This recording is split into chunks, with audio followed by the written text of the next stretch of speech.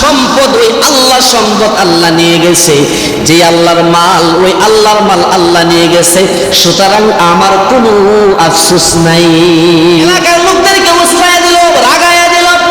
এলাকার সমস্ত মানুষ জমাট হইয়া একত্রিত হইয়া আইয়ুব আলাইহিস সালাতু ওয়াস সালামকে ডাক দিয়ে বলে, ওরে নবী পয়গম্বর, আমার পৃথিবীর জমিনের যত রাসূল পৃথিবীর জমিনের মধ্যে আসছে, এর ভিতরে একজনের নাম হচ্ছে হযরত আইয়ুব আলাইহিস সালাম। আমরা নিশ্চয়ই নাম শুনছি। হযরত আইয়ুব আলাইহিস সালাতু ওয়াস সালাম তিনি ছিলেন একজন বাদশা ছিলেন, দুইটা যুদ্ধ ছিলেন, উনি বাদশাও ছিলেন, নবীও ছিলেন। আইয়ুব আলাইহিস সালাতু ওয়াস সালাম সম্পর্কে আল্লাহ রাব্বুল আলামিন আরশে বসে সমস্ত ফেরেশতাদেরকে ডাক দিয়ে বলেন, আইয়ুব আলাইহিস সালাতু ওয়াস সালাম ডাক দিয়ে বলে, হে ফেরেশতারা শুনে রাখো, আমার প্রিয় নবী পয়গম্বর আইয়ুব আলাইহিস সালাতু ওয়াস সালামকে এত এত সম্পদ দিয়েছি, তাকে আমি পৃথিবীর জমিনের বাদশা বানাইছি। আইয়ুব আলাইহিস সালাতু ওয়াস সালাম কিন্তু আমাকে ভুলে যাই, আমার নিয়ামত ভুলে যাই নাই। এটা আবার শুনছে ইবলিস। ইবলিস কেমন ইবলিস ডাকতে বলে, হ্যাঁ রব, আপনি তো আপনার প্রিয় নবীকে ক্ষমতা দিয়েছেন, বাদশা বানাইছেন, নিয়ামত দিয়েছেন, ধন সম্পদ সব দিয়েছেন। ওগো আমি ডাকতে বলে, হ্যাঁ রব, আমি যে আপনার প্রিয় বন্ধু আইয়ুব আলাইহিস সালাতু ওয়াস সালাম থেকে আমি যে পরীক্ষা নেই, সেই শক্তি সামর্থ্য আপনি তো আমাকে দিতে হইব, না দিলে আল্লাহ বলে, ওরে ইবলিস যাও রে যাও, আমি আল্লাহ তোমাকেও সেই সামর্থ্য শক্তি দিলাম। ইবলিস আইয়ুব আলাইহিস সালাতু ওয়াস সালামকে সবচাইতে বড় যে পরীক্ষাটা নিলেন, সর্বপ্রথম যে পরীক্ষা নিলেন, আইয়ুব আলাইহিস সালাতু ওয়াস সালামের বড় হাজার হাজার উটের ফাল ছিল। আইয়ুব আলাইহিস সালাতু ওয়াস সালামের উটের ফালের ভিতরে ইবলিস এমন একটা রোগ ঢুকাই দিল, বসন্ত রোগ। যেই রোগ ঢুকানোর সাথে সাথে অল্প সময়ের ভিতরে সমস্ত হাজার হাজার উট মরে শেষ। ওই যে উটের রাখাল যিনি ছিলেন, উটের রাখাল দৌড়াইয়া এসে বলে, হে নবী আইয়ুব, ওগো পয়গম্বর, আপনি কি শুনছেন নি, আপনি কি দেখছেন নি বাজারে আপনার যে হাজার হাজার উটের ফাল ছিল, সমস্ত উটের ফাল কি যেন একটা অসুস্থতা হইল, হওয়ার সাথে সাথে সমস্ত উট ধ্বংস হয়ে গেছে, মারা গেছে। আইয়ুব আলাইহিস সালাম কিরকম ধৈর্যশীল ছিলেন দেখে আইয়ুব আলাইহিস সালাম ডাক দিয়ে বলে, হে রাখাল, যেই মালিক আমাকে উট দিয়েছিলেন, উটের মালিক বানাইছিলেন, মালিক যে মালিকের জিনিস, ওই মালিকের জিনিস, ওই মালিকের মাল, ওই মালিক নিয়ে গেছে, আমার ইবলিসের মাথা নষ্ট হয়ে গেছে। হাজার হাজার উট অসুস্থ দিয়ে ধ্বংস করে দিলাম, আর আইয়ুব আলাইহিস সালাম বলেন, যার মাল সে নিয়ে গেছে,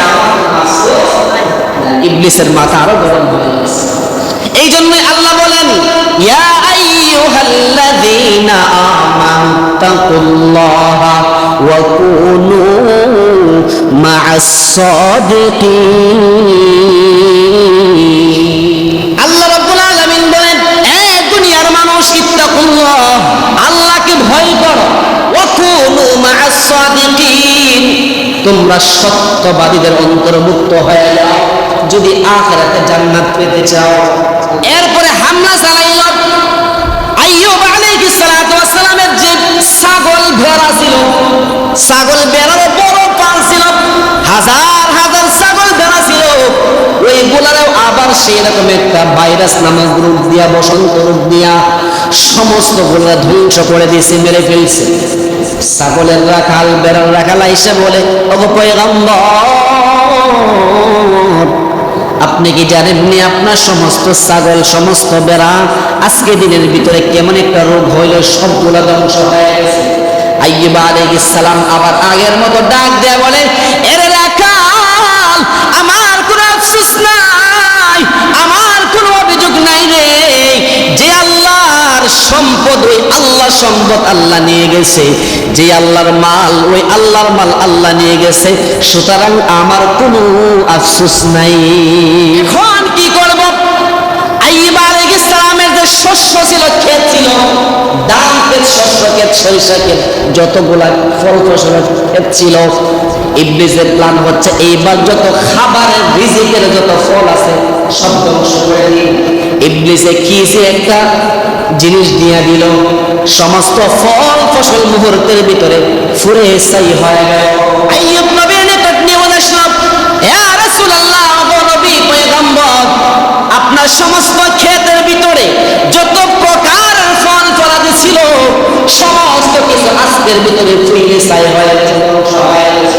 পয়গম্বর আইয়ুব আলাইহিস সালাম ডাক দিয়ে বলে, ওরে শুনো রে শুনো, আমার সব কিছু ধ্বংস হয়ে যাক, যে আল্লাহ আমাকে সম্পদ দিয়েছিল, যে আল্লাহ আমাকে রিজিক দিয়েছিল, যার রিজিক সে উঠায় নিয়ে গেছে, সুতরাং আমার কোনো অভিযোগ নাই। আইয়ুব আলাইহিস সালামের সন্তান ছিল 14 জন। আইয়ুব আলাইহিস সালামের সন্তানগুলো কোন একটা ঘরের ভিতরে, বিল্ডিং এর ভিতরে তারা পড়তেছিল।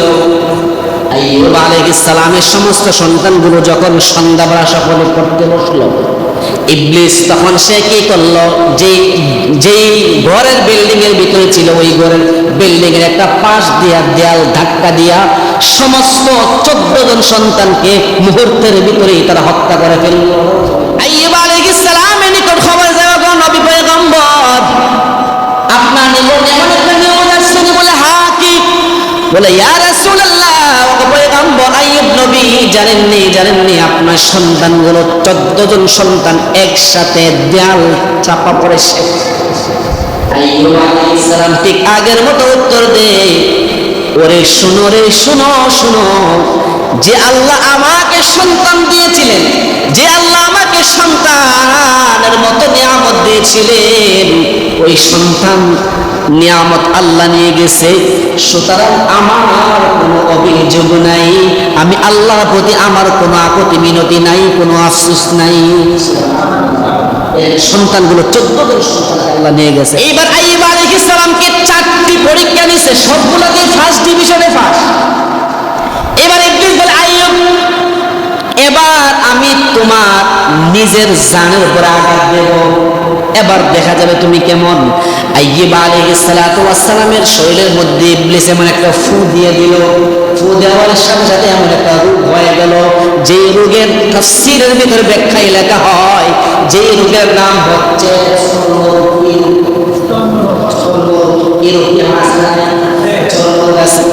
এই রোগটা এমন তার বিষ ছিল, বিষাক্ত রোগটা। আইয়ুব আলাইহিস সালামের শরীরে এই রোগটা যখন হইল, আইয়ুব আলাইহিস সালামের সমস্ত শরীর আস্তে আস্তে ফসা লাগবে, শরীর আস্তে আস্তে চামড়াগুলো হাড্ডির থেকে একেবারে গোশতগুলো হাড্ডির থেকে একেবারে আলাদা হয়ে যায়। আইয়ুব আলাইহিস সালাম এরপরে তার মুখ দিয়ে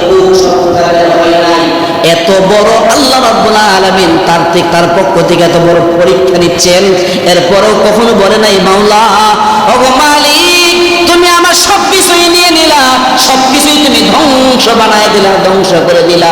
একবার আইয়ুব আলাইহিস সালাম এইভাবে 6 মাস গেল, 1 বছর গেল, 2 বছর, 7 বছর, 10 বছর, 17 বছর, এইভাবে যাইতে যাইতে আইয়ুব আলাইহিস সালামকে এইভাবে আল্লাহ রাব্বুল আলামিন 18 বছর এই রোগটা রাখছিলেন। আইয়ুব আলাইহিস সালামের এই রোগটা তার শরীরের ভিতরে 18 বছর ছিল। ইবলিস মানুষদেরকে, ওই এলাকার মানুষদেরকে বলে, এ লোক চটল, তোমরা জানোনি আইয়ুব আলাইহিস সালাম তোমাদের বাদশা ছিল, ভালো কথা, সে একজন নবী, ওইটাও সত্য, কিন্তু তার শরীরের ভিতরে আল্লাহ এমন একটা রোগ দিয়েছেন, এই রোগটা হচ্ছে সরাসরি আইয়ুব আলাইহিস সালামকে যদি তোমাদের এলাকার থেকে যদি তোমরা না বাহির করো, তাহলে তোমরা কিন্তু সবাই সেই রোগে আক্রান্ত হয়ে যাবে। এলাকার লোকদেরকে উস্কায়া দিল, রাগায়া দিল, এলাকার সমস্ত মানুষ জমাট হইয়া একত্রিত হইয়া আইয়ুব আলাইহিস সালামকে ডাক দিয়ে বলে, ওরে নবী পয়গম্বর, আপনি আপনার স্ত্রী নিয়ে আপনি আমাদের এলাকার থেকে বের হয়ে যান, না হয় কিন্তু আমরা আপনাকে ধার ধাক্কা দিয়ে এলাকার থেকে বের করে শহীদ বললাম, আপনি আপনার স্ত্রীকে নিয়ে আপনি বের হয়ে যান, কারণ আপনার জন্য আমরা সকলে রোগে আক্রান্ত হয়ে যান। এর ভিতরে আরেকটা বিষয় হচ্ছে, হযরত আইয়ুব আলাইহিস সালামের 4 জন স্ত্রী ছিলেন। এর ভিতরে একজনের নাম ছিলেন বিবি রহিমা। আল্লাহ নবী সাল্লাল্লাহু আলাইহি ওয়াসাল্লাম হাদিসের মধ্যে আসছে আইয়ুব আলাইহিস সালাতু ওয়াস সালামের চারজন বিবির ভিতরে তিনজন বিবি আইয়ুব আলাইহিস সালাম শরীরের রোগের একেবারে রোগের ফসা দেখে গন্ধে তিনজন বিবি তারা বলল, ওগো নবী আপনার সঙ্গে আমরা থাকবো না, আমাদেরকে আপনি শেষ সালামকে রেখে তারা চলে গেল। এরকম সুবিধাবাদী স্ত্রী আমাদের সমাজে আছে না নাই?